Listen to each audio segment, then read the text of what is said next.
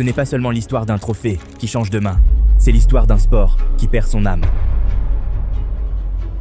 Mesdames et messieurs, aujourd'hui, on ne parle pas de tactique, on parle de vol, en plein jour, documenté, signé et plastifié. On parle d'un moment de tristesse absolue, un de ces moments où l'on a envie de ranger le ballon au garage et de ne plus jamais regarder un match.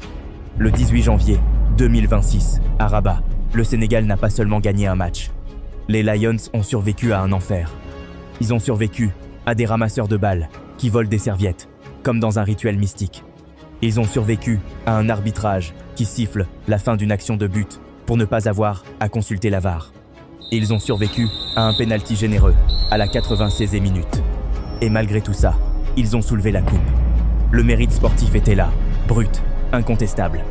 Mais le football africain a décidé de se tirer une balle dans le pied. Le 17 mars, la nouvelle tombe. Le titre est retiré. C'est là que la tristesse se transforme en dégoût. On utilise les articles 82 et 84 pour dire que le Sénégal a abandonné.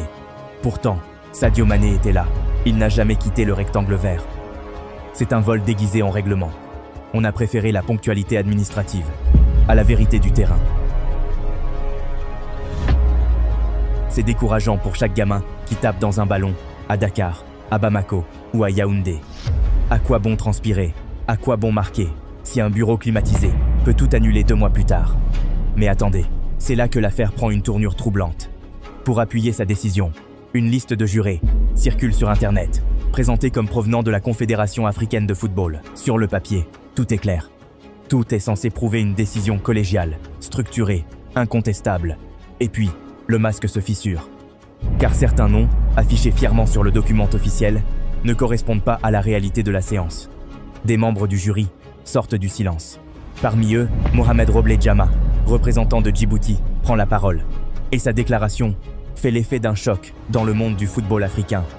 Je n'ai pas participé à cette audience, à cette commission. Mon nom circule sur Internet, comme quoi j'aurais participé à la prise de décision. Son nom a été utilisé pour maquiller un crime sportif. On a inventé des présences, on a falsifié des délibérations, pour donner une apparence de légalité au retrait du trophée.